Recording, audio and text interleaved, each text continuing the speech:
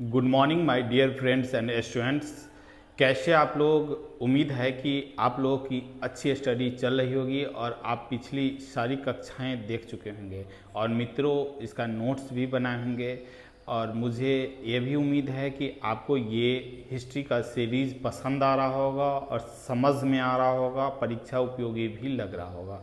मित्रों, ancient history धीरे धीरे खत्म होने के कगार पे है। आप इससे संबंधित क्वेश्चन को सॉल्व करने का प्रयास कीजिए, ज़रूर सॉल्व होगा और आपको अच्छा भी लगेगा, रोमांचित होंगे, क्योंकि प्रत्येक क्वेश्चन आपको इसी क्लास के सीरीज से देखने को मिल जाएगा यदि आप टेस्ट सीरीज में जाते हैं और टेस्ट देते हैं तब।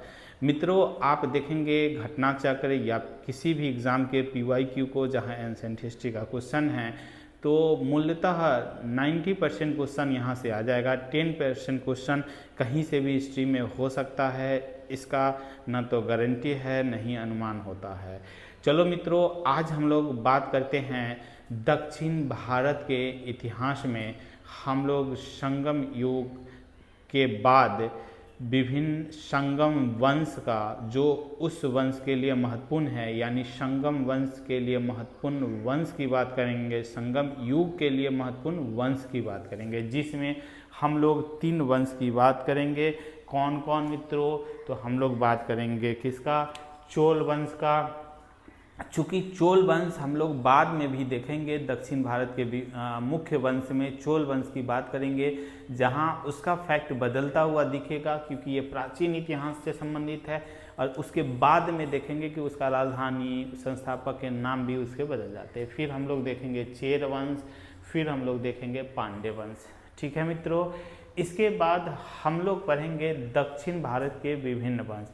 लेकिन आज का हम लोगों का टॉपिक होगा मुख्य संगम वंश, क्योंकि हम लोग अभी तक जो पढ़े हैं वो पढ़े हैं दक्षिण भारत के इतिहास में संगम वंश से संबंधित तथ्य और उससे संबंधित कॉन्सेप्ट। एक बार हम लोग रिकॉल करते हैं 2 मिनट के लिए, संगम वंश से क्या क्या पढ़े हैं। तो मित्रों, हम लोगों ने अभी तक जो पढ़ा है उसमें देखा संगम वंश। संगम वंश में, संगम वंश नहीं, संगम में हम लोग संगम काल का इतिहास देखा, जिसमें हम लोगों ने देखा कि कैसे तमिल साहित्य के लिए 100 से 300 साल ईस्वी के बीच में विभिन्न संगम होता है, विभिन्न सभाएं होती है। ये संस्कृत शब्द है, ये सब हम लोगों ने पढ़ लिया है। और इस सभा के उपरांत साहित्य का निर्माण होता है।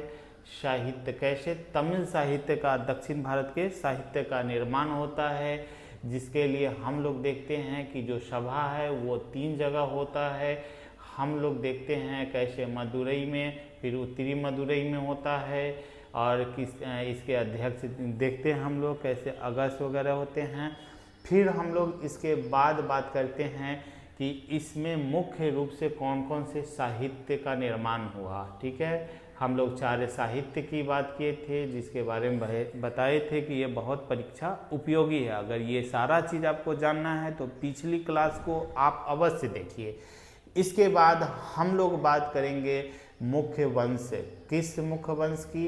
तो संगम के मुख्य संगम वंश की, मुख्य संगम वंश की। तो मित्रों, आज हम लोगों का क्लास इसी पे केंद्रित होगा, मुख्य संगम वंश।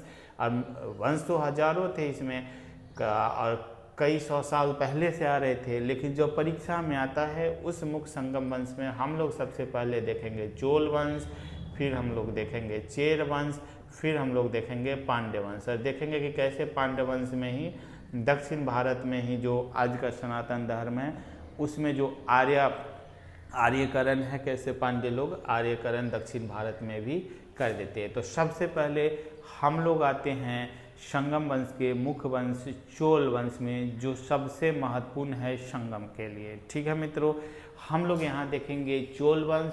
चोल वंश से संबंधित प्रमुख शासक का नाम है करिकल। प्रमुख शासक का नाम क्या है? करिकल। करिकल याद रहेगा, करिकल याद रहेगा, करिकल। फिर हम लोग बात करते हैं इसकी राजधानी की, ठीक है। तो राजधानी है पुहार या कावेरी पट्टनम। बाद में ये देखेंगे कि ये बदलेगा भी, ठीक है, क्योंकि हम लोग चोल वंश को फिर आगे भी पढ़ेंगे नेक्स्ट क्लास में, जहाँ हम लोग बात करेंगे दक्षिण भारत के मुख्य वंश की, वहाँ पे चोल वंश की बात हम लोग करेंगे और अच्छे से करेंगे, जहाँ पे हम लोग इसके बारे में पढ़ेंगे और विजयालय वगैरह का नाम सुनेंगे। लेकिन यहाँ हम लोग देखते हैं चोल वंश से संबंधित संगम काल में इसका जो प्रमुख शासक है वो कौन है, करिकल। कौन है, करिकल। फिर हम लोग देखते हैं राजधानी कौन है, पुहार या कावेरी पट्टनम। पुहार या कावेरी पट्टनम। क्लियर है मित्रों। फिर हम लोग देखते हैं कि ये चोल वंशी है जो श्रीलंका पर विजय प्राप्त करता है। श्रीलंका पर राजा राज प्रथम है जो विजय प्राप्त करते हैं, राज प्रथम जो है वो प्राप्त करते हैं। इस पे भी हम लोगों को बात करना है आगे की क्लास में। फिर हम लोग चोल वंश में देखते हैं कि ये संगम वंश का सबसे महत्वपूर्ण वंश है। संगम वंश का सबसे महत्वपूर्ण वंश है चोल वंश। तो अभी तक हम लोग संगम युग में चोल वंश से संबंधित 4 फैक्ट को देखे हैं। चोल वंश का महत्वपूर्ण शासक कौन है, करिकल है। राजधानी कौन है, पुहार या कावेरी पट्टनम है। और ये श्रीलंका पे विजय प्राप्त किए होते हैं। और फिर देखते हैं कि संगम युग के सबसे प्रतापी, सबसे स्थापित और सबसे महत्वपूर्ण जो वंश हैं वो हैं चोल। अब हम लोग बात करेंगे चेर वंश की। किसकी बात करेंगे मित्रों, चेर वंश की, जिसमें हम लोग देखेंगे प्रतापी या प्रमुख शासक कौन है, तो सेनयुटट्टवन। सेनयुटट्टवन याद रखना है, सेनयुटट्टवन, ठीक है। फिर हम लोग देखेंगे कि एक चीज यहाँ से इंपॉर्टेंट है चेर वंश से संबंधित, कि ये सेनयुटट्टवन ही हैं जिनके समय पत्नी पूजा प्रारंभ हुआ था। आज भी दक्षिण भारत के कुछ जनजातियों में पत्नी पूजा का जो प्रथा है आ रहा है और ये माना जाता है चेर वंश से ही संबंधित है। तो हम लोग देखेंगे पत्नी पूजा का जो स्वरूप है वो यहीं देखने को मिलता है मित्रों। स्त्रियों को इतना महत्वपूर्ण बनाने का कार्य यही लोग कर सकते थे। तो यहाँ हम लोग देखते हैं, और इसको जो है दक्षिण भारत में पत्नी पूजा के नाम को दक्षिण भारत में कहा जाता है कश्नसी। कश्नसी याद रखना ये वर्ड है, कश्नसी, क्योंकि महिला से संबंधित चीज़ों को आपको हमेशा याद रखना है। और वो भी जो पॉजिटिव है, जो महिला उत्थान के लिए, स्त्री उत्थान के लिए जो भी चीज़ है उसको आपको याद रखना है, परीक्षा के लिए बहुत इंपॉर्टेंट है। आप एग्जाम्पल में भी कहीं दे सकते हैं, समाज के वर्णन में दे सकते हैं, अलग अलग मुख्य पेपर में आप इसका एग्जाम्पल दे सकते हैं। दक्षिण भारत का चेर वंश जहाँ पे पत्नी पूजा प्रारंभ हुई थी, जिसे कश्नसी कहा जाता था, ठीक है। अब आते हैं हम लोग संगम वंश के मुख्य वंश में पांडे का। क्लियर, पांडे वंश। किसकी बात करें, पांडे वंश का, ठीक है। और इसके बारे में उल्लेख मेगास्थनीज ने दिया है।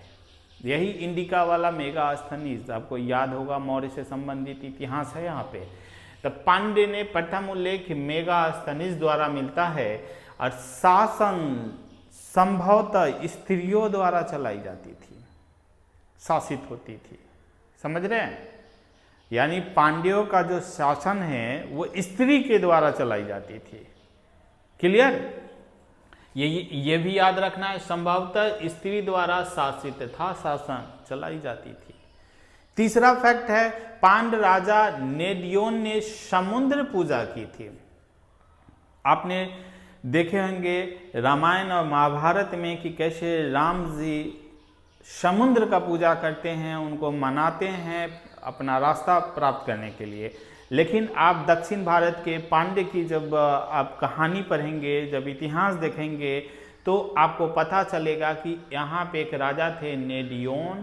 कौन, नेडियोन। उन्होंने भी समुद्र पूजा की प्रथा शुरू की थी और समुद्र पूजा की थी।